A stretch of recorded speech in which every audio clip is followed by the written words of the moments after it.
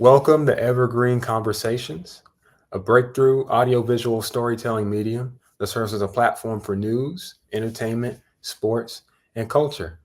My name is Freddrell Green, and today, on our second episode of our second season of Evergreen Conversations, we have with us today another Morehouse brother of mine on the show. His name is Mayor Torrance Harvey. He is a proud class of 1997 graduate of our dear old Morehouse College. Mayor Harvey, how are you doing today?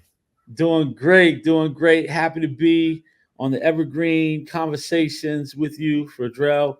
And as a proud sorry about that. Yes, sir. Yes, Proud sir. Morehouse graduate, Morehouse man, class of 1997. And I'm really happy to be with you, man. Thanks for Mhm. inviting me. Thank you for being on. Like we discussed before, I want this conversation to be about a myriad of things.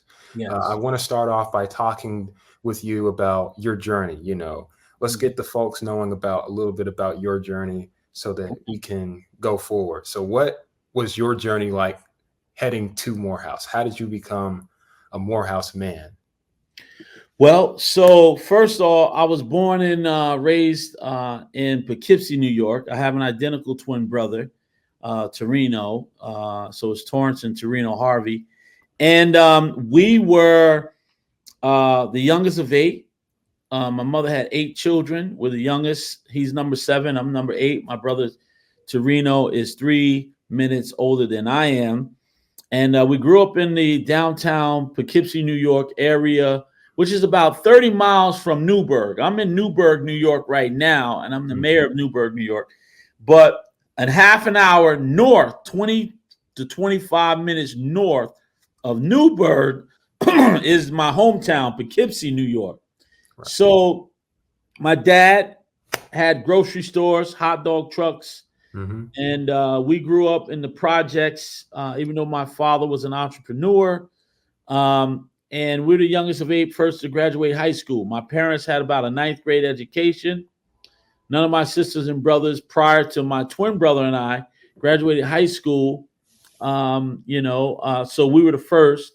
I was the first, actually. So I graduated high school in 1990.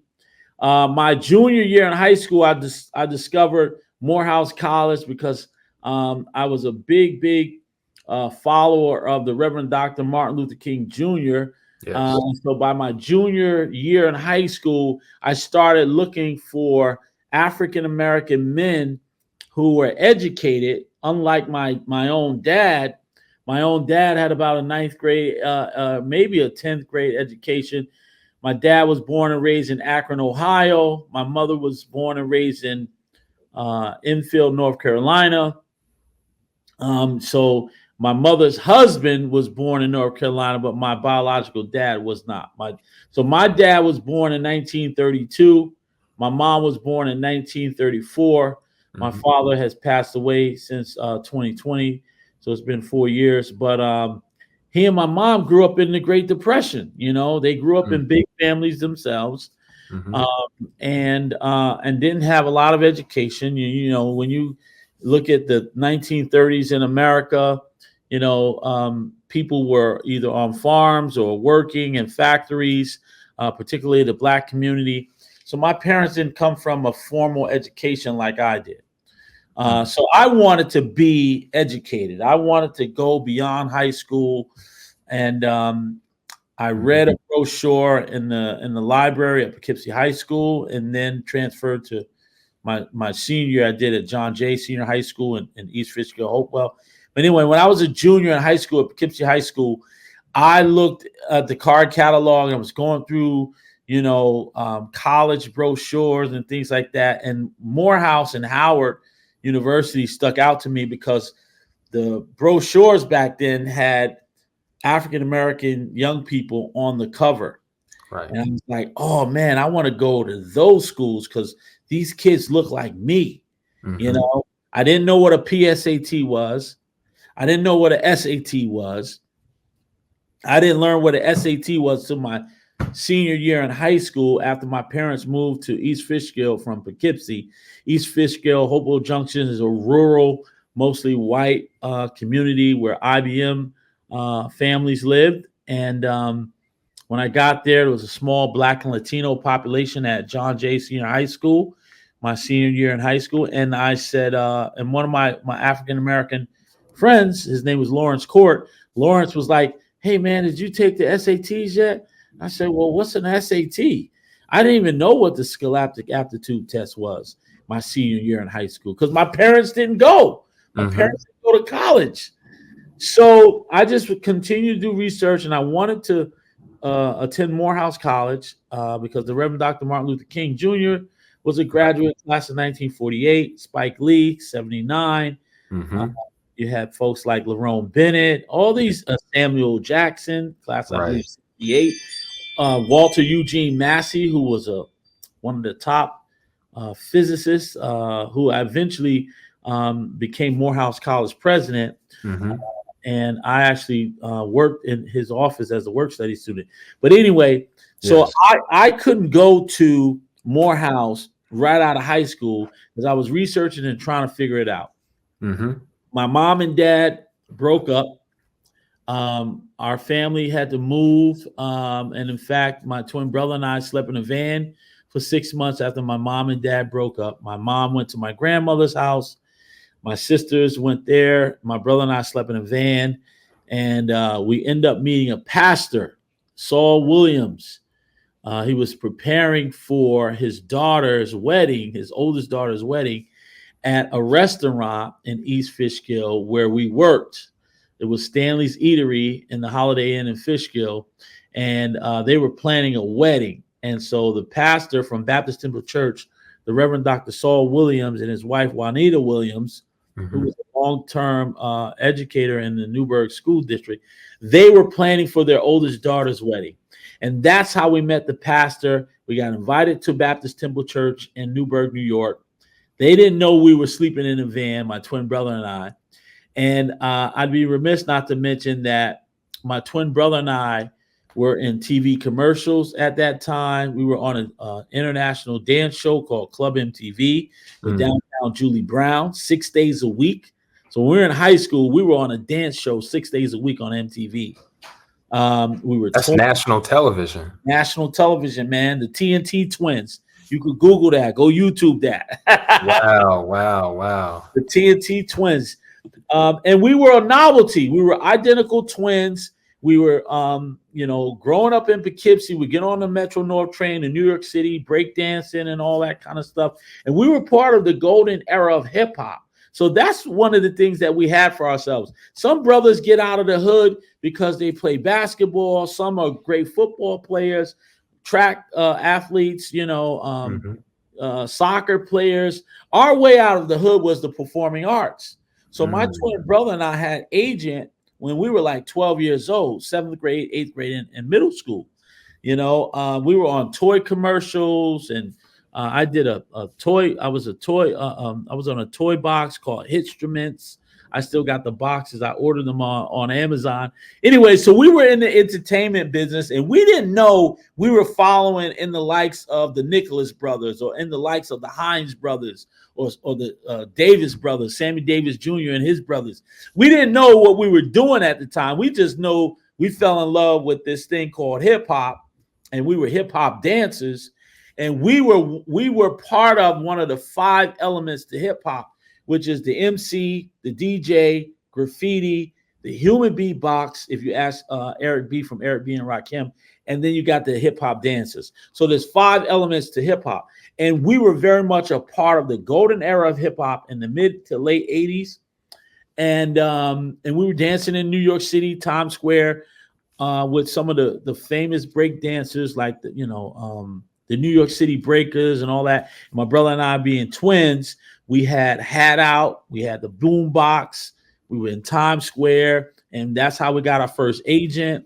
Gilla Roos Agency. We worked for the Gilla Roos Agency and the Lollipop Guild as twins, identical twin brothers. And so when we get to high school, we don't know much about college. Our parents didn't go to college. And then my mom and dad break up. We're homeless for 6 months. We meet a pastor in Newburgh, New York. we get invited to the church, and we start going to the church every Sunday. And I always tell people, they say, well, you weren't born in Newburgh, but I was reborn in the name of the Father, Son, and the Holy Ghost in Newburgh. So I'm from Poughkeepsie, but I was reborn in Newburgh in Jesus' name. And I don't have a problem telling you that the Lord Jesus Christ is first in my life. So Amen. Amen. Even as an elected official, I tell people that whenever I can. And I will profess his name in front of every audience. So being speaking a little bit more about what you mentioned, being, you and your brother being basically, child stars on MTV. Nowadays when you see a lot of these different stories of these young, especially Black males, going into the entertainment industry at such a young age. Yeah. And we'll get back to the Morehouse story, but just on this part, what were some of if you had any challenges growing up, what were some of the challenges that the two of you faced in the industry at such a young age, specifically at that young age? Because, typically a lot of Black males, a lot of people in general get taken advantage of by higher ups and executives who are older than them. And they like to say, oh, you don't know enough about this, let me take care of this. And they end up getting swindled and all of that. So how did you sort of navigate that as young Black males in that industry? Well, first, it was two of us, and we never went nowhere where people separated us. That's number one. Number two, we studied. My father put all of the kids in martial arts. By the time I'm 11 years old, I started, my twin brother and I, my sisters, we studied with the Brotherhood of Self-Defense and Respect, otherwise known as BSR, which was a ghetto hood martial arts program run by Blacks, mostly Blacks, Asian, and we had a couple white senseis, but mostly black belts from the hood. It was like, so when we saw the Last Dragon with Bruce Leroy, we knew exactly what that was, because my father put us in martial arts by the time we were 11 years old, 6th grade. So we studied martial arts up until the brown belt, and we got to the brown belt level. And so we were well trained with our hands and our feet by the time we break into the entertainment industry. That's number one. So me and my brother were being twins. We didn't never separate. We always were together. Wherever we went or wherever we would go, we stayed together. And my father and my mother would always tell us, stay together. Don't ever let no one separate you. Secondly, my dad, before he and my mom split up, my father took us everywhere we went. Even when we filmed the Club MTV dance show with Downtown Julie Brown at the Palladium in New York City on 14th Street. The Palladium doesn't even exist anymore. The Palladium are NYU dormitories right now. So anybody that knows Club MTV, Yo MTV Raps, and shows like that, we were making history, man. And to have identical brothers on this dance show, this popular dance show known as Club MTV with Downtown Julie Brown at the Palladium. And, she always used to say, wubba, wubba, wubba. That was her thing, because she was a British Black, mixed Black woman, Julie Brown. Shout out to Julie Brown. But we had a lot of dancers on that show that became stuff. Camille married the guy, Kelsey Grammer from Frasier, that he married a child together. Darren DeWitt Henson. You can look at Darren DeWitt Henson, starred in a lot of movies. He was on the dance show with us. There's a guy who was running for the U.S. Senate in Detroit, Michigan, named Hill Harper. Harper. We knew Hill Harper as his name was Frank when we were on the dance show Club MTV. He was on Club MTV with us. Hill Harper, the Harvard graduate, Harvard law graduate that went to school with Barack Obama, right? So there's a lot of people on that dance show with us that became something, right? Club MTV, Downtown Julie Brown, 14th Street at the Palladium, downtown New York City. So my father was with us all the way. So we got on Club MTV in 1988. We were on Club MTV until the show ended in 1993. We did the Daytona Spring Break. Matter of fact, when Vanilla Ice premiered his rap song Ice Ice Baby. He did it at the Daytona Spring Break stage, and my brother and I were right there on stage with he and his dancers. So think about Michael Jackson coming out with his multi-platinum album, The Thriller, in the early 1980s. MTV wouldn't even play his videos, right? Michael Jackson was pushing and fighting, and that's what made Michael Jackson do these episodic like videos, like for Thriller and for Beat It and Billie Jean and all this stuff. MTV wouldn't play because MTV was really music television, 24 hours, 7 days a week, and they wouldn't play black artists, R&B, pop artists, definitely wouldn't play hip hop. So then eventually when Michael Jackson broke the color line on MTV, we witnessed it. We lived that. They finally let Dr. Dre and Ed Lover have a TV show. Shout out to Ted Demme, and rest in peace to Ted Demme. He passed away, but he became the creator and director of Yo MTV Raps.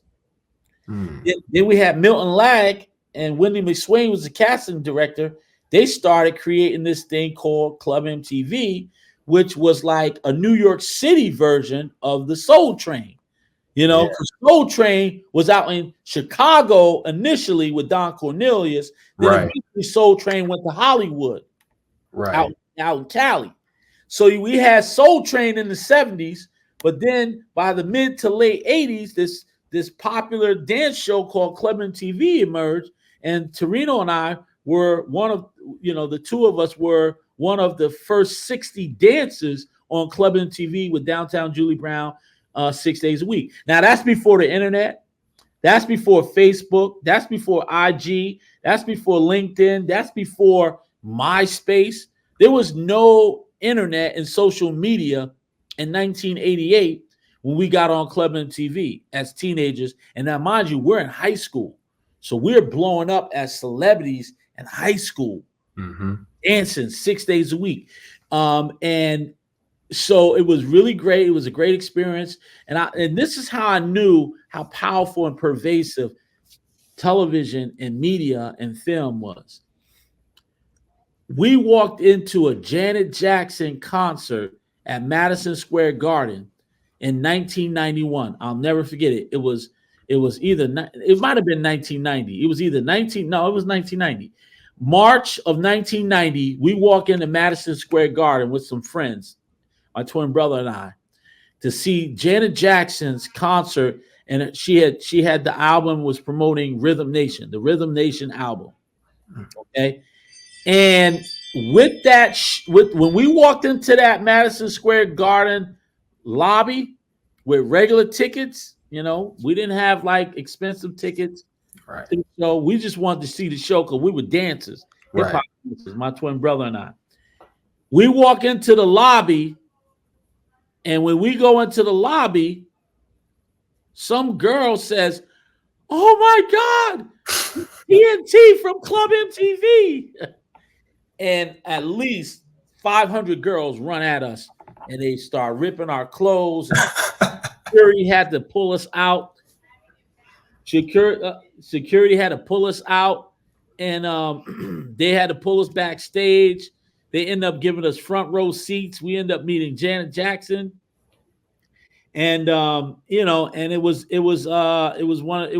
that's how we knew we were worldwide. Our image, our likeness as twins, we were worldwide, and we were doing tours and everything. And that's how we knew how powerful and pervasive television was. And like I said before, and that's before social media. So now fast forward, we go to this church in Newburgh. Everyone in Newburgh knew who we were. The whole Mid-Hudson Valley, upstate area where we live outside of New York City, everyone knew who the twins were. And we go and we meet this pastor. He invites us to the church. We meet some of the deacons, the deaconess, some of the young people in the choir. We join the choir. And eventually we join the church. We get baptized and everything. And we meet a deacon. And this deacon's name was Larry David Lindsay. Larry D. Lindsay was a Morehouse man. class of 1973. He graduated a year after the late Reverend Dr. Calvin O. Butts III. He was classmates with Reverend Dr. Calvin O. Butts III, and I believe that was class of 73. And the Reverend Dr. Calvin O. Butts III of the famous Abyssinian Baptist Church in Harlem, New York, was this deacon's classmate of Morehouse College. So when we get into the church, Reverend Saul Williams, Pastor Saul Williams says, "You boys got to get into somebody's college." And he said, Larry Lindsay, Morehouse graduate, class of 72, I think he was 73, which is around the year that we were born. But he said, this deacon is going to help y'all get into college. And I said to the pastor, I said, well, my high school guidance counselor pastor told me I wasn't college material. He said, well, who was that guidance counselor? I said, his name was Mr. Jankowitz from Poughkeepsie High School. Mr. Jankowitz told me, Torrance Harvey, that I was not college material with a C+ average in high school. And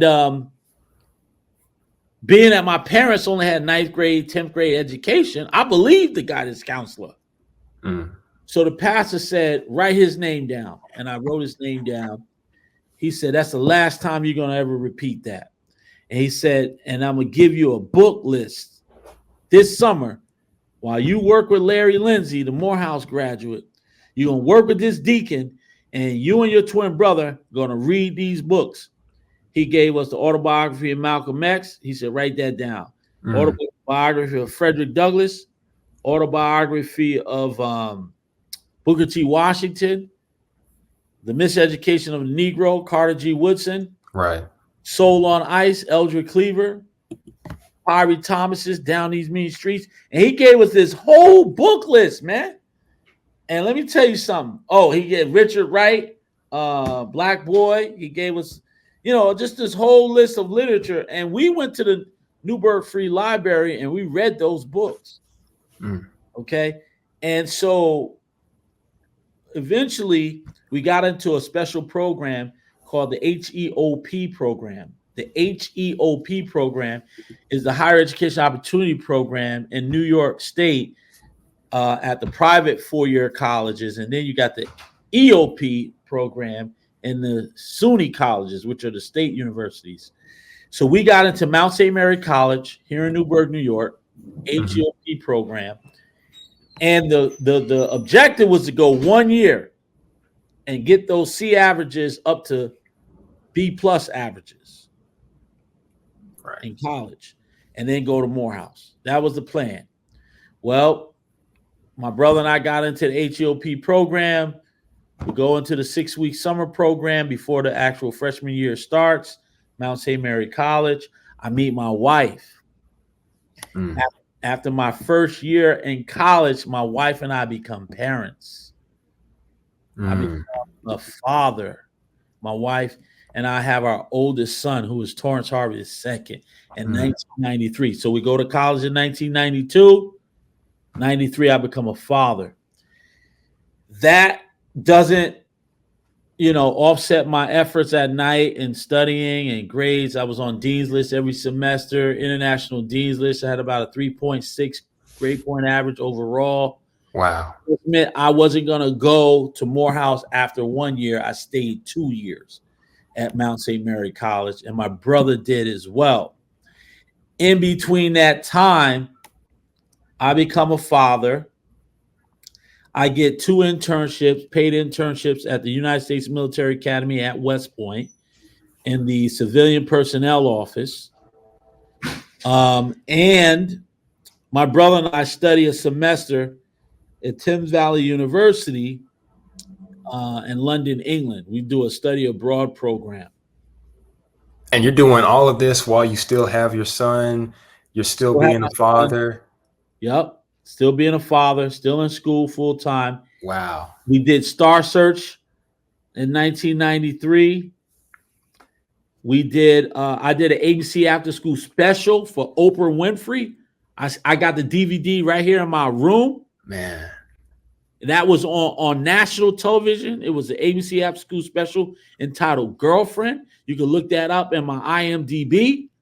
I was a principal actor. So we already had our SAG cards because we had been doing TV commercials, after school specials, Club MTV. Even though MTV was not unionized, we already had our SAG cards by 1992, the Screen Actors Guild, before SAG merged with AFTRA. So we were already celebrities. We were already in college. I was already a father. And then by the end of my sophomore year in college, it was time to apply to Morehouse. Yes, sir. We got into Morehouse. The financial aid director, I'll never forget, who was an Omega Psi Phi brother by the name of Mr. Johnny C. Nims. Johnny C. Nims said, y'all brothers don't leave Newburgh, New York, unless you have a $7,000 certified check or money order to come to Morehouse, because we had 85% of the financial aid packet already done. We got into the Glee Club. We met Dr. David Morrow. We had Glee Club talent scholarships. We met Dr. David Morrow at Abyssinian Baptist Church when the Glee Club was on spring tour. Dr. Morrow thought we were members of Abyssinian Baptist Church, but we were members of Baptist Temple in Newburgh. But the reason why he thought we were Abyssinian members was because the deacon from Newburgh went to school with the pastor of Abyssinian. Get it? So Larry D. Lindsay, class of 73, graduated and went to school with Calvin O. Butts III, Reverend Dr. Calvin O. Butts III. So when the Glee Club came to Abyssinian, our deacon from here in Newburgh said, we got to go see the Glee Club, in March on their spring tour at Abyssinian. So we drove to Harlem with this deacon, my twin brother and I, and man, to see those Morehouse brothers in the Glee Club moving with dispatch, going into the choir stand from the audience, moving quickly, right, like in a rush, and then they say their name. Expeditiously. Oh yeah, expeditiously. We were like, oh yeah, we want to be a part of that. So we met Dr. David Morrow, who was the third director of the Morehouse College Glee Club, and the rest is history. That's how we got into Morehouse. Now, mind you, the financial aid director said, don't come down here if you don't got that $7,000 certified check or money order or banker's check. We said, Dr. Nims, Mr. Nims, we apologize, but we're not letting $3,500 per twin each. We're not letting that stop us from being Morehouse men. We got our grades. We got our acceptance letter from Milford Green, Mr. Milford Green. We got our financial aid packets. The only thing we need is $3,500 for me, $3,500. We said we coming. And I rented a van on a Sears charge card because I researched and found out that Sears and Roebuck and Company also owned the Discover card, and they also owned the I want to say, oh my gosh, it was one of those rental cars. Budget rental car was owned by Sears and Roebuck and Company. And people didn't know that. And because I knew I had a Sears charge card, I rented this van at Budget car rental at the Stewart Airport here in Newburgh. And I rented a van. And when I put because the lady said she wanted my license and my major credit card, I put the Sears charge card up with my license, and she laughed at me. She said, that's a department store credit card. That's a Sears card. You can't rent a car from Budget with a Sears card. I said, young lady, you don't know the Sears and Roebuck and Company own Budget. I said, go get your manager. She went back and got a manager, and she said, he's right. He can rent that. He can rent that van on that Sears department store card because Sears and Roebuck and Company own Budget. And I rented that van. We packed it up. My mother wished us well. And my mom and dad were not together anymore. I had seen my dad in a few years at that time. And so we went down to Atlanta, Georgia, and we slept in the van again until they gave us a dorm key. Yeah. And we said, we're not going home until you give us a dorm key, you know. And so through the grace of God, they gave us a key to Mays Hall, and we became transfer students, technically first year students in 1994, August of 1994. And they gave us dorm rooms in Mays Hall. Okay. Wow. And that's how we started. And we didn't leave Morehouse until 1997, May of 1997. 3 years later, we didn't leave Morehouse until we got the degrees. Now, mind you, after a year at Morehouse, we got a new president. First, it was what was the brother's name? He was a Morehouse graduate. It'll come to me. He was the Morehouse president at the time, and there was some issues. Oh, Dr. Leroy Keith. Dr. Leroy Keith was the president when we got to Morehouse in 1994. Then there was some issues with money and allegedly embezzlement, and then Dr.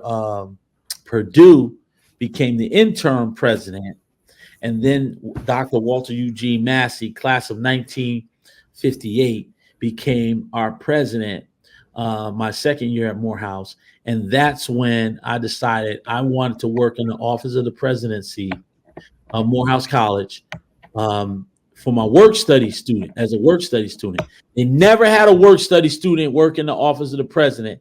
I had to set up an appointment with his executive assistant, Young Lee.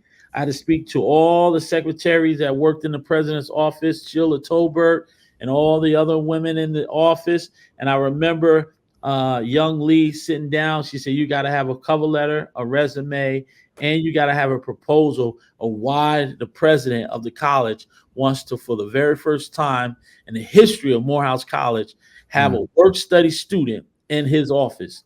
And I sat with Dr. Massey, Dr. Walter Eugene Massey. I had met his first lady, Shirley Massey.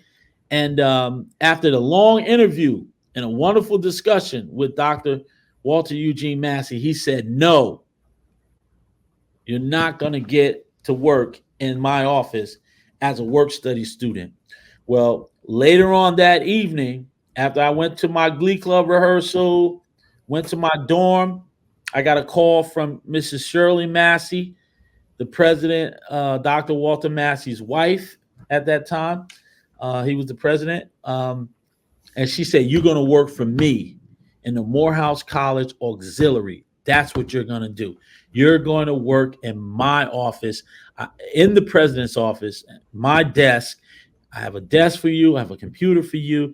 Make sure you always wear a shirt and tie and dress pants and shoes. Don't ever come up in this office with jeans and sneakers. She said, you got to dress appropriate. And do you know, I worked for she and the president until I graduated as the first work study student in the history of Morehouse College. Wow. For all my work study guys that I know, this is the game right here. You know, yeah. To talk to. Now my understanding is they have a work study student every year or whatever in the office of the presidency. But I started that. So you go through Morehouse, right? Yes, and yes. you had this very, very outstanding story. I wanted to touch back on something you mentioned just a little bit earlier, and then we'll continue about you having a child while in college. You know, it connects with me personally because my own father, who went to Morris Brown College, his class of 1996, had my sister while he was in college. And that was sort of the switch for him. And long story short, he goes through college, takes him about 6 years to graduate, but he ends up owning his own law firm. Wow. Has 2 other kids, myself and my brother. And we're here. So that it connected with me personally because it ties back into what I wanted to talk to you about with this role of Black men and taking up leadership, because I feel like, and it's not just a matter of feeling. I feel like, I was raised, and I feel like you were raised to believe that despite all hardship and despite all struggle, we have to persevere. We can't fall for the pettiness. We can't fall for oh, it's too hard or this, that, and the third. I mean, that's your Morehouse story. That's your story. So I just wanted to let you know that connected with me on a personal level, and potentially other people that are watching this as well. You know? So Absolutely. Yeah, no, it was not easy, because I grew up in the projects. Like I said, one of the things that we all tried to get away from was teenage pregnancy and becoming a teenage statistic, right? And because I was doing entertainment work and film and television and traveling and tours with MTV and stuff like that with my twin brother, we didn't actually go to college till I was 20. So by the time I finished my freshman year, I'm already 21, right? So I wasn't technically the teenage dad, but I still was, I was still in college. I just finished my freshman year. And when I transferred and when I got into Morehouse, what people don't realize is I had court dates, man, every semester. I had to go before the hearing examiner in Orange County, New York, which is where I live, from Georgia. I had to get on a Greyhound bus, okay, right across the street from Magic City in Atlanta. I had to get a bus ticket, get on that bus, that Greyhound bus from Georgia all the way to New York City, right, which is the Port Authority between 9th and 10th Avenue. I had to get off that Greyhound bus at Port Authority in New York City, switch on to a short line bus, because the short line bus would take me from New York City to Newburgh, which is the hour 15 north.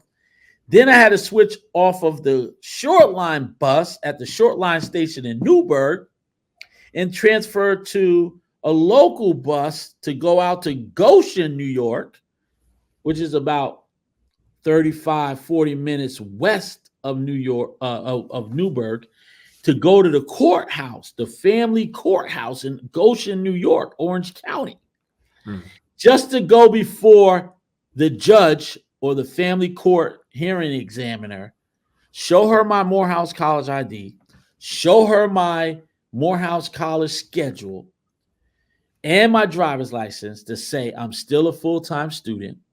I'm paying my child support on time, which was about $25-30 a month, by the way. And if I didn't show up, Freddrell, one time coming off that Greyhound bus in Atlanta, Greyhound bus terminal across the street from Magic City, I'll never forget that. Okay? If I didn't show up one time, one semester, they would instantly take my driver's license away from me, issue a bench warrant for my arrest as a black man who had never been in the the system, in the incarceration, or I'd never been arrested, even still to this day, as a 50-year-old man. I'd never been arrested. Okay. And if I had missed one court date through college after having a son and having to pay child support through the family court system here in Orange County, New York, which is where I live, I would have been arrested, man, and put in jail. So I had to make every court date. Now, when I was a senior, a graduating senior, they gave me another court date in May, and Dr. Massey wrote a letter for me asking the judge to adjourn my court appearance my senior year because I was graduating from college. And they granted me that adjournment until July. So after I graduated Morehouse College in May 18th to be exact, May 18th, 1997, I had to appear in front of that courthouse in July. I had a summer job, and I became a horticultural instructor teaching inner city kids how to transplant perennials and annuals to beautify the urban city known as Newburgh, New York. And I had to do that for 2 summers after graduating Morehouse. Then I went into working as a troubled youth counselor in troubled youth facility. Then eventually I became a history teacher in high school, and then got into politics, but still was doing film work in New York City in the summers and when I could, still doing television and film work, and things like that after Morehouse. So yeah, man, I've done a lot. I've seen and been, and I've come out on the other side of these things in a positive way. And through all those different trials and tribulations and career experiences, in a sense, you have become what they teach us to be at Morehouse, which is a Renaissance man. Yes. And through that story, you are now, the mayor of Newburgh. Yes. Mayor of Newburgh, New York. Yes. Talk to us about that story, and also how you tie in all your different experiences through acting, through college, through what you've learned at Morehouse, through teaching, through service work, into your job as mayor. And I think the last part that we want to get to also is your perspective on this current election year as a politician. So we'll get into all of those two things. So I was a double major at Morehouse. I was a theater and business marketing major, right? Because Torrance and I had come from the performing arts, work in New York City, off Broadway, MTV, television commercials, ABC After School Special for Oprah Winfrey, Harpo Productions, and things like that, Star Search and everything. Because we come from such a rich performing arts background, when I first got to Morehouse, I was just focusing on, business marketing, and I wanted media studies, right? Communications, so I can go into television and film. Mm.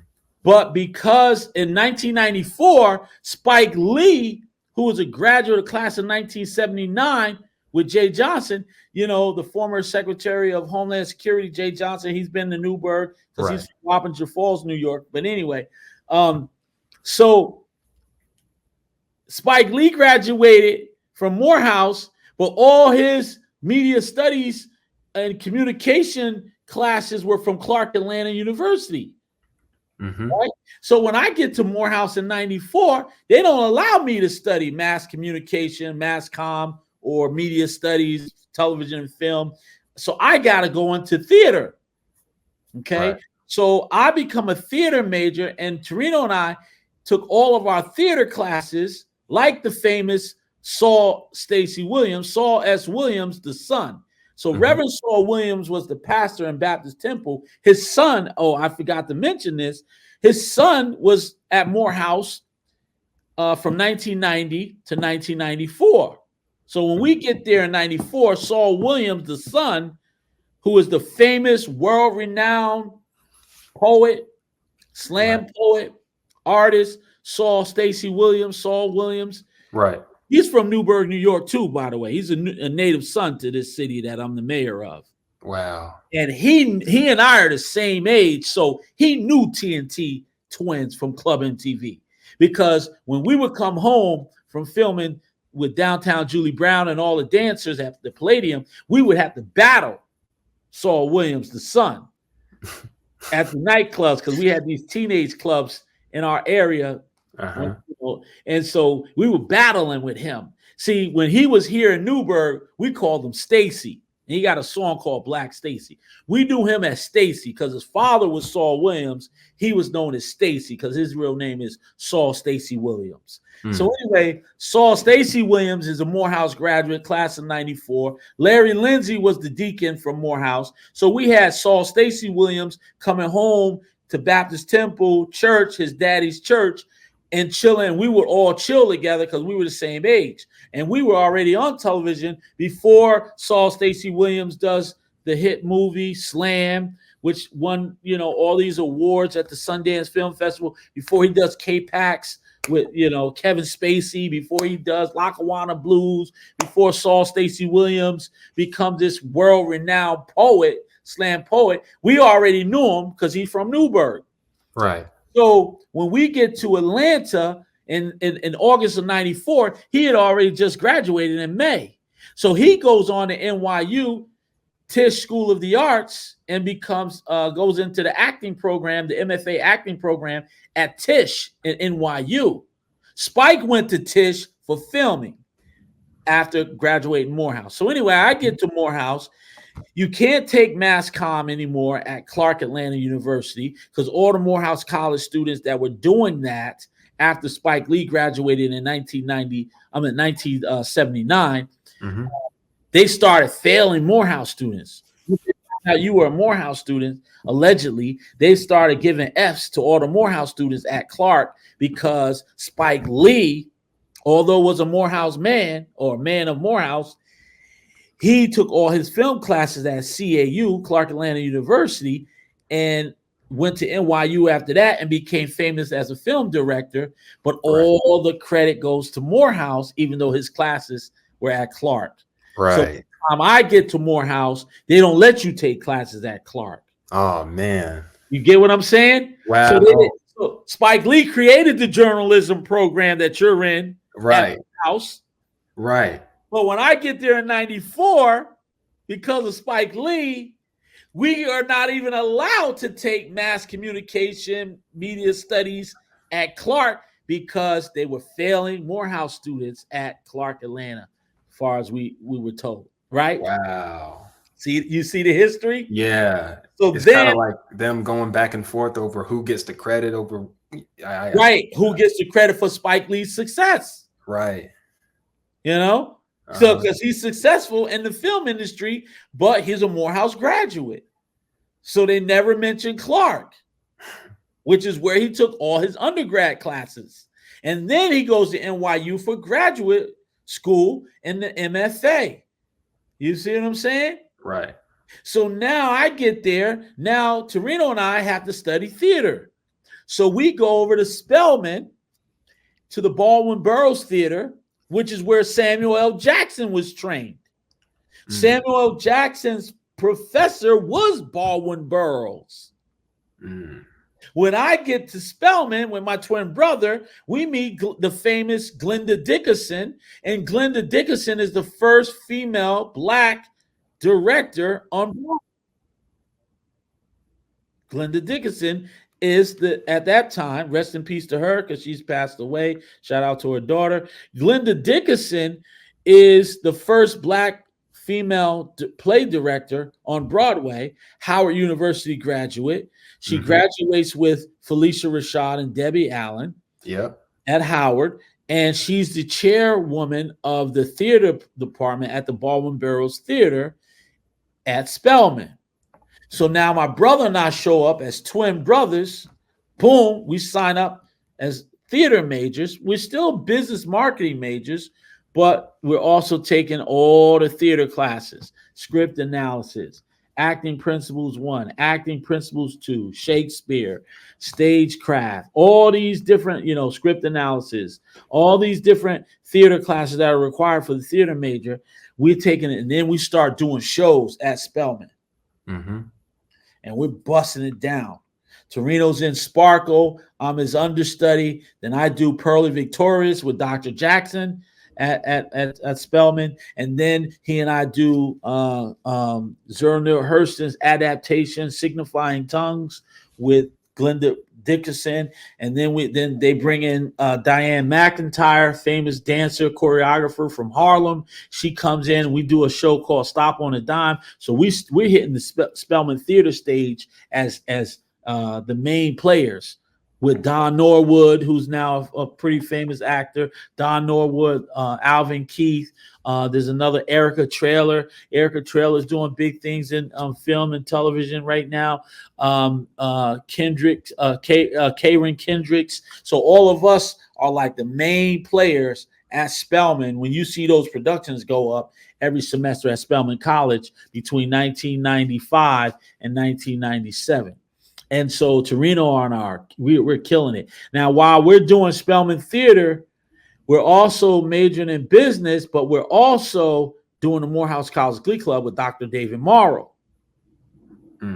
So we're doing Glee Club rehearsals, world-renowned performances with the Glee Club, and doing stage production at Spelman in the Baldwin Burroughs Theater. Saul Stacey Williams also trained at the Baldwin Burroughs Theater at Spelman College, and so did Samuel L. Jackson.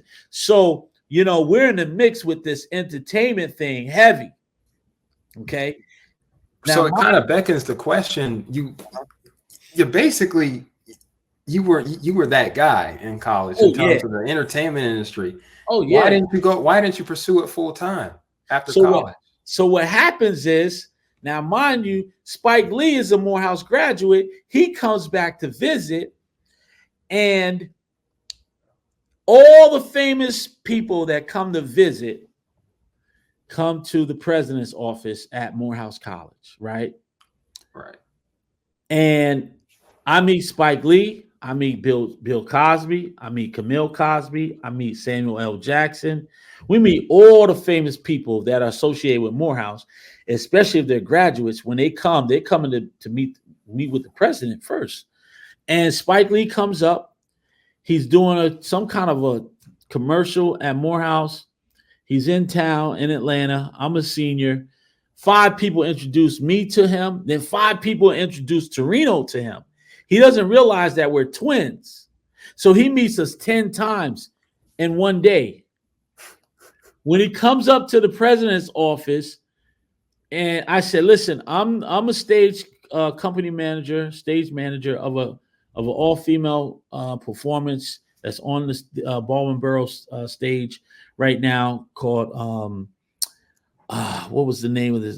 It was a female performance. Anyway, I invite him to it, right? And he says, no, I'm not coming. Why are you at Spelman taking theater classes and doing performances at Spelman? Why aren't you doing it here at Morehouse with the King Players? Because at some point they must have had this acting troupe known as the MLK Players, the Martin Luther King Players, right? In King Chapel. And I said, I never heard of the King Players because they didn't have that going when I came to Morehouse in 1994. So he says, I said, well, if you do decide to come to this all-female production, I'm the company manager and the stage manager. I'll have 2 tickets at the box office at the Baldwin Burroughs Theater waiting for you, Spike. And he says, oh, I'm not coming. Lo and behold, he comes. I'm trying to think of the play. It's a famous all-female cast production. I can't remember it off the top of my head. But anyway, Spike Lee comes. All the professors want to meet him. I'm on my headset. They're like, Spike Lee is here. Spike Lee is here. He's looking for Torrance Harvey. So I go to the box office. I bring him backstage. He sees the production performance. I'm with him. I buy him a 40-cent canned soda from downstairs in the Baldwin Burroughs Theater.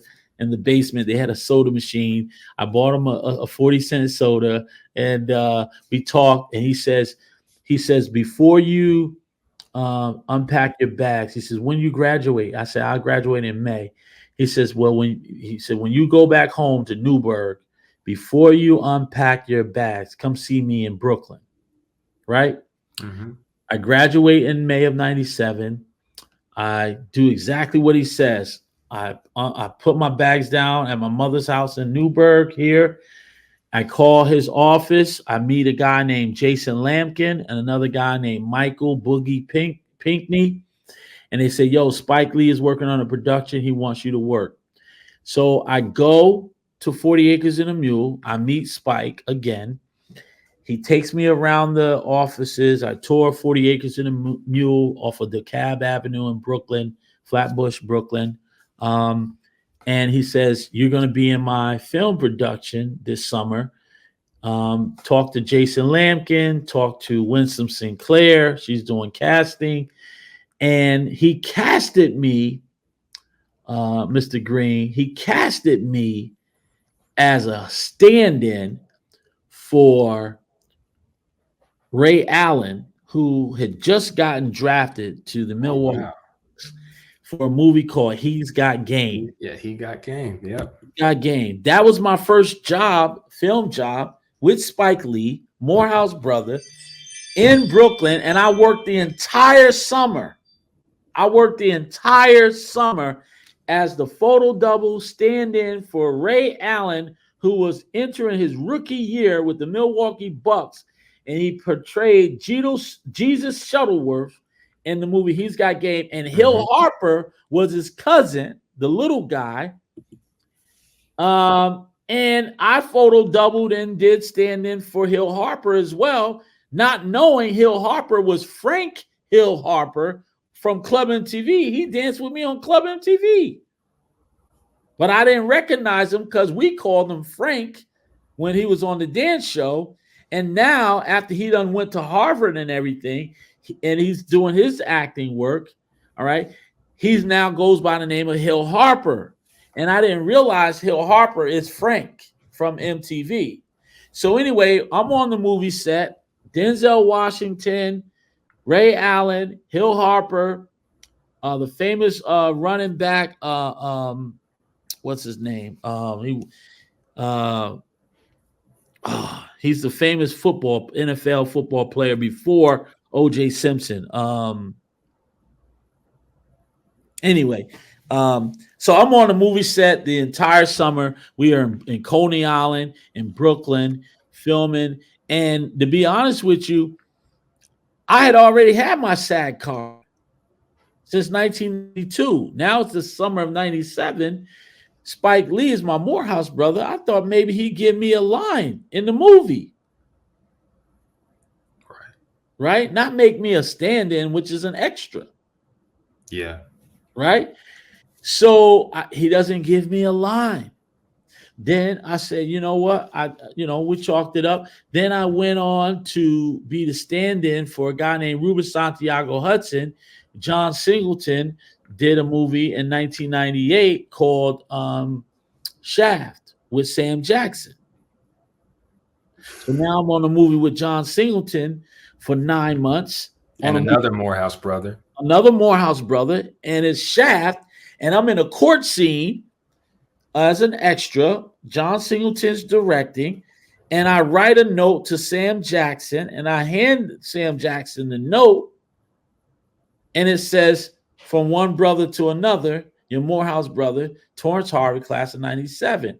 And this is 1998. We're filming Shaft.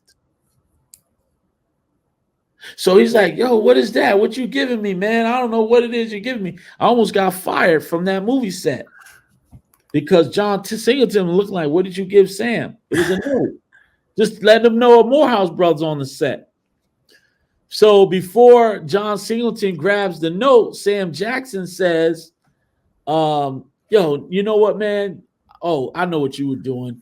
He said, tell the young lady I don't do that anymore. And he made up like an excuse, right? And that saved my job so I wouldn't get fired. And he said, no, you keep the note. Don't tell the young lady I changed my mind. Right. And then John Singleton walked away. Later on, Sam Jackson's bodyguard, personal bodyguard, who's in all the movies with Sam, and I forget the brother's name, but he's like a fifth degree black belt. And he's on anytime Sam Jackson did a movie, this bodyguard always makes an appearance in the movie. And he comes to me during the lunch break. He said, yo, man, what was that you was trying to give to Sam Jackson? And I went in my pocket and I showed him the note. I was just trying to let him know from one brother to another brother. Yeah. His house brother was on the set, Torrance Harvey, class of 97. He said, oh, man, why didn't you say that? Why didn't you say that? I'm going to let Sam introduce you to. So he introduces me to Sam Jackson while we're having dinner. Sam give me his number. I call him on his Beverly Hills phone after we finished the production. And I said, hey, I work for Dr. Walter Massey, president. He was still the president of Morehouse College at the time. And I work with you on Shaft. He said, yeah, I remember who you are. I said, I'm looking for a mentor in the film business. I need an agent. He said, nah, man, I'm not interested. Oh.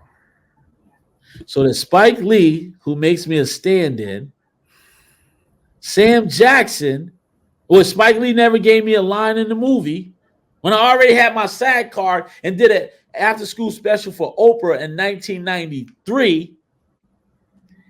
and had did commercials and had did TV commercials and film, and had my SAG card since 1992. I still got my SAG card, and Spike Lee doesn't give me a line, and he's got game. Sam Jackson tells me on the phone he's not interested in mentoring me as an actor. And then I work on a movie called Belly with Hype Williams. I'm Nas's stand-in and photo double for Nas on the whole entire movie. Hype Williams shows me all this love. I work hard, but these dudes all knew my resume. They knew my theater background. They knew I graduated from Morehouse with theater training. Then I did a MFA program at DePaul University's theater school, doing Shakespeare and Chekhov. And these guys wouldn't give me a line in the movies. And that was the sign that told you that you needed to make a career change? Made a career change. I already had a son. Remember, I had my son.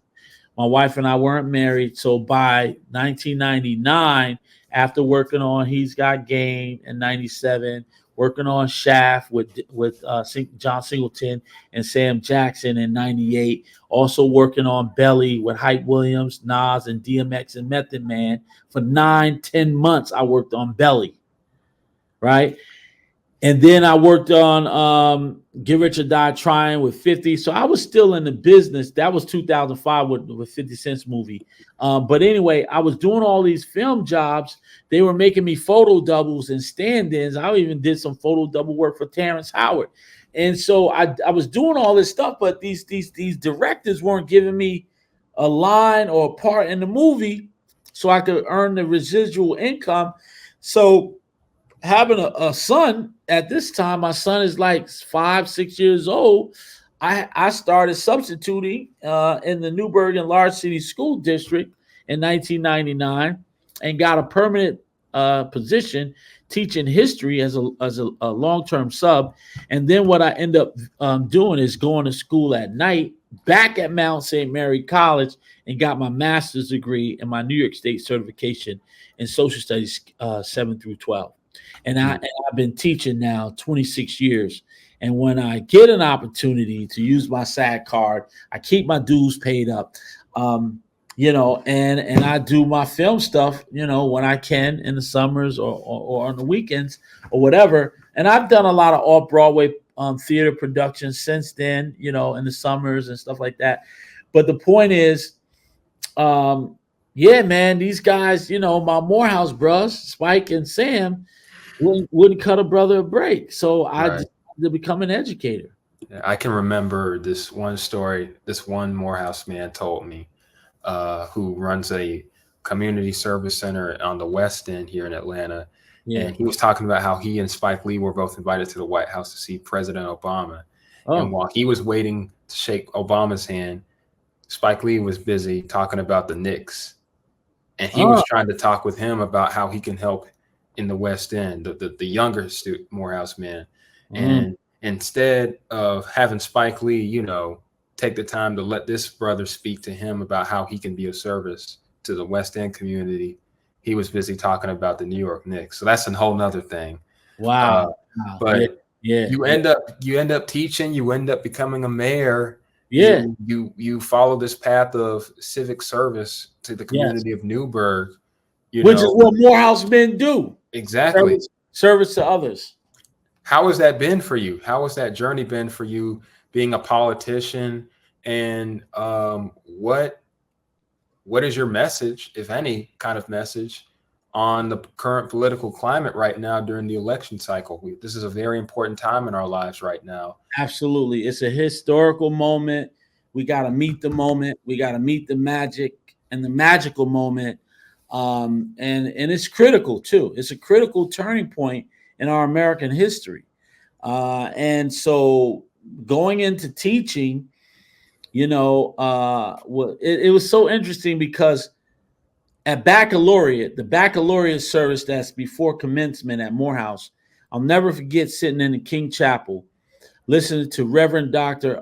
H. Beecher Hicks, who was the pastor at that time in 1997. He was the pastor of the Metropolitan Baptist Church in Washington, D.C. H. Beecher Hicks was our baccalaureate speaker for my graduation, Morehouse College, in May of 1997. Okay. Mhm. And he did a sermon and he said, some of you Morehouse graduates today and tomorrow, you're not going to go. Some of you will go to Wall Street. Some of you will work for, Morgan Stanley, Dean Witter. Some of you will go and work for Goldman Sachs. Some of you are going to Wall Street and work for the S&P Fortune 500s, Wilkie Farr Gallagher, the law firm. Some of you are going to these, executive corporate, six-figure jobs when you cross over, and then go on to law school or get your MBA from Harvard, Yale, Dartmouth, Brown, Columbia. And some of you are going to those higher lands after Morehouse. He said, but some of you are not. And he said, and some of you are here today getting ready to get your degree and go from being men of Morehouse to being Morehouse men. And your grandmama and your mama didn't even know how y'all were going to pay for this education. And he said, and those of you who are not going to Goldman Sachs, Morgan Stanley, Dean Witter, the S&P Fortune 500 corporations, he says some of you are going back to the valley to spread good news of the Lord Jesus Christ. And when he said some of you going back to the valley, I knew he was talking to me, because my twin brother and I didn't know how we're going to pay for this college education. We were on Glee Club scholarships. We were on financial aid, Pell Grant. We got scholarships, talent scholarships. We had sung, oh, by the way, in 1996 at the opening and closing ceremonies of the World Olympics with the Morehouse College Glee Club with Stevie Wonder, Trisha Yearwood, and Gloria Estefan. You could go and look up Gloria Estefan Reach. Morehouse College Glee Club is there on stage at the 1996 Olympic Games. I'm standing there. My twin brother's standing there with our Glee Club brothers. Just before that, we did 3 weeks performance in Russia that same summer in 96. It's in the history books. We sung 3 weeks off of the port of the Volga River at different places after singing at the Rachmaninoff Theater in Moscow. So here we're singing at the Rachmaninoff Theater, which is the Ave Maria Bogorodice in Russian, in the Russian language. We sang in Russia. And that same summer, we sang in the opening and closing ceremonies of the Olympic Games of 1996, which were in Atlanta. Yep. I knew H. Beecher Hicks was talking about me. He was talking about me going back to the Valley, because I'm from the Hudson Valley of New York. That's where Newburgh and Poughkeepsie is in the Hudson Valley. I knew he was talking about me because I wasn't a rich kid. My brother and I were first generation college students and first generation college graduates. Our parents did not have more than a 9th or 10th grade education. And I knew that it was only through the Lord that these blessings had taken place for us to cross over and be Morehouse men. So I knew he was talking about me having to go back to the Valley to spread the good news. And that's exactly what happened. I go back to Newburgh. I'm hitting New York City, trying to keep the film, television, and theater work going, keeping my SAG card active. But I'm a father. I have responsibilities. I got to have health insurance for him and myself. And then I had to, I started teaching. And then I found this teaching career, teaching history. And I'm teaching American history and government. I'm teaching economics. I'm teaching global history and geography. And lo and behold, all of that was preparing me for a political life that I didn't know I was even going to have. Right. So I'm teaching the talk. Then came a time where the taxes, after buying my home here in Newburgh, after I got married, my wife and I got married at Baptist Temple Church in 2000. We have our second son in 2001. We have our daughter, who's actually a third-year student at Spelman right now. She's in the engineering program at Spelman. My daughter, Brizana, she's doing, this year is her last year at Spelman. Then she does 2 years at Georgia Tech for environmental engineering. So anyway, so my wife and I get married. I'm teaching, and then all of a sudden they jack the prices up on the taxes for my property. We buy a house in 2000 and let's see, 2000. We got married. My daughter is born in 2004. So in 2005, I buy a house here in Newburgh. We buy our home. And when I bought the home, which is almost 20 years ago now, it'll be 20 years in January, they raised the taxes. So in 2015, I decide I'm going to walk the walk and not just teach the talk in my classroom about civic engagement, civic responsibilities, getting involved in local government, getting people registered to vote. So I decided to run for city council in 2015, and I get elected at large to a 4-year term, a 4-year term as city councilman at large and teaching. And 2 years, 2 years into my 4-year term, the mayor, Judy Kennedy, dies of ovarian cancer. And a week before her passing, she calls me to her bedside at hospice, and she tells me to take out a list. And she said, "You better have a pen because you're a Morehouse man." And sure enough, I had my pen. There you go. Morehouse man. You remember NSO? You learned that at NSO. Pen, notebook, tie, all of that. I had my pen. And the first thing on the list, she says, "I want you, Torrance Harvey, to finish my last 2 years as mayor. I want you to finish my term as mayor." So then we had to do all this legal stuff where I had to resign as a councilman, step on the other side at a council meeting. Someone had to make a motion to appoint, second it, and then they had to vote. And I got a unanimous vote in April of 2018. To be the next mayor of the city of Newburgh. Then I had to go for a special election in 2018 to keep the post. Then I had to go for re-election in 2019. Then I just went up for a re-election last year, 2023. So I've been elected 4 times. 2015, 2018 was a special election. 2019 was for the full 4 years as mayor. And then 2023. So I've been elected locally 4 times and have won all 4 of my elections as mayor of the city of Newburgh, initially as a councilman. And that's how I became mayor. And that's why I wrote a children's book called Hey, Mr. Mayor, My Neighbor. It just came out this summer. Right. It goes on about the difference between small city mayors and large city mayors and how, small city mayors, we don't live in a mansion. We have a very light detail, if that at all, sometimes. The big city mayors live in a mansion. They have full police details. They have all these other things, and small city mayors, I'm your neighbor. I still live in my own house. I have a light detail depending on what's going on.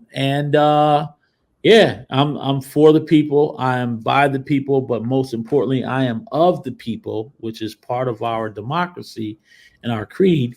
And so that's why I wrote the children's book. So, and so that's my story, man. I was able to use my theater, film, and television and acting training in the classroom, teaching American history and government, teaching about the U.S. Constitution, landmark Supreme Court cases, how federal, state, and local government is organized and how it functions, and also teaching global history and geography as well for 26 years so that we can understand, the 55 nations on the African continent and understand colonialism and transatlantic slave trade and understand who the indigenous people of the world are, and also understanding why the Arab and Israeli conflicts that are going on in Gaza and Israel right now with Netanyahu, right. Benjamin Netanyahu and the Hamas, teaching global history. I know all of what that, because I've taught those curriculums for 26 years.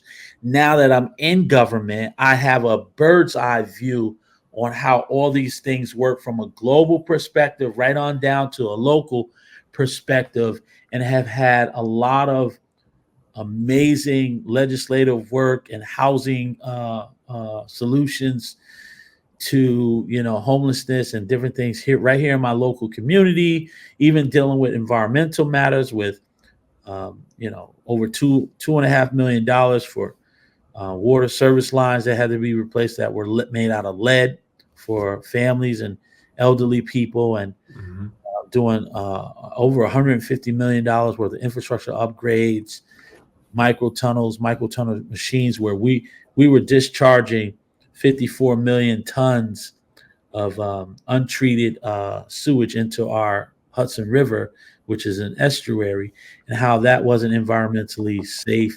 So where now we have investments where not only is the water being filtered, but also treated before we discharge, and having a PFAS contamination crisis here in the city of Newburgh, on top of the global crisis that I had to deal with as a mayor, known as the COVID-19 or coronavirus. So, my mettle has been tested in this role as mayor. I've been to the White House 4 times in the last year and a half because of our water, state-of-the-art water stuff that we've done. So I've been through it, man. And again, that's what Morehouse men are made of. We blaze trails where there aren't any pathways. We create those pathways. We're trailblazers. And knowing what's at stake for the presidential election of 2024, here we have a former prosecutor, and we have another individual who's a former president who has 34 convicted felonies, which, by the way, the judge just postponed a second time his sentencing. Yes. That was supposed to happen in July. Then they pushed it to September 18th. And 12 days before the second scheduled sentencing for those 34 felony charges, they postponed it to November 26th. Right. So we got a former president who's got 34 felony convicted charges, who's been tried by his peers in the court of law, all right, going against a former prosecutor. The stakes are high. This is probably the most important presidential election in our century. And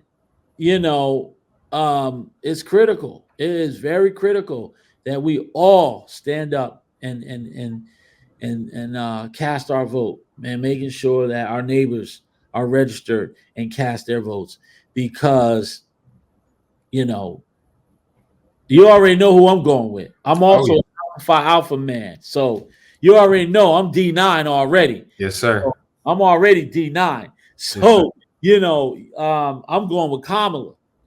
The AKA sister, the sister that's a Howard graduate, the former prosecutor. That's who I'm going with, and I don't have any bones about it. I'm also a lifetime Democrat, a registered Democrat. So, and it's not even about party line at this point. It's about, our nation, making sure that the next person that serves as president of the United States of America is Kamala Harris, because she is qualified. She is not a DEI vice president. Okay. And I believe in the platform that in the solutions that she has created to move our country forward. We don't want to go back. We want to go forward, not backwards. And Absolutely. So this presidential election, man, it's scary. I'm gonna be honest. It's a scary, scary thought that someone that motivated an insurrection on January 6, 2021 would be the Republican nominee running for that same presidential office. It's unprecedented, man. I can't believe it.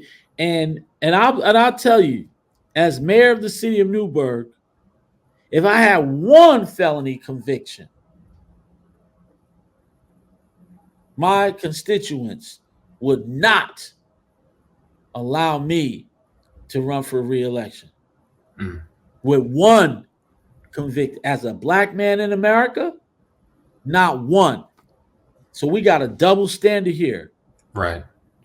You know, we got a double standard here, man. You know, there's no way in my little city with 35,000 residents, they would have been protesting me day in and day out, asking me to step out of the race if I had one convicted felony. One. And that really bothers me, you know, because we're not a black America. We're not a white America. We're the United States of America. Yes, sir. And so when you see, like King would say, as our Morehouse brother, the Reverend Dr. Martin Luther King would say, injustice anywhere is a threat to justice. The justice everywhere. Everywhere, brother. You know, so it just behooves me. I'm bewildered that someone could have 34 convicted felonies and still be the top nominee for one of the major political parties in the United States of America, and it's still very much in the presidential race. It's just, I can't believe it. It's not fair. It's horrible. I can't believe it. And there are people who are behind this, supporting that. You know, you would put a convicted felon in the White House to represent us around the world instead of a prosecutor who's never been convicted of a crime. And that altogether underscores the importance of not just one demographic, but all demographics showing up at the ballot box Yes. to vote in November. Mayor Harvey, thank you so much for coming on the show today. Yes. You broke the record. This is actually the longest episode ever on Evergreen Conversations. There's a lot of great content for people to go and see. Yeah. Once again, thank you as a man of Morehouse, looking towards a Morehouse man for guidance and for support. Thank you so much for coming on the show with me today. And thank you all for listening to Evergreen Conversations, a breakthrough audiovisual storytelling medium that serves as a platform for news, entertainment, sports, and culture. Can I do one shameless plug? Yes, sir. Torrance Harvey book, children's book, new, out on all digital platforms. Hey, Mr. Mayor, My Neighbor. And I've got 2 books of poetry, especially for those intellectuals at the collegiate level. You can go to torranceharvey.com, or you could Google. First book was Yasin Kofa, Book of Poetries, America, America, Book of Poetries after the killing of George Floyd in Brooklyn, Minnesota. So I got 2 books of poetry and a children's book. Please support your authors, your Black authors worldwide. Thank you. Thank you. Yeah. See y'all next time.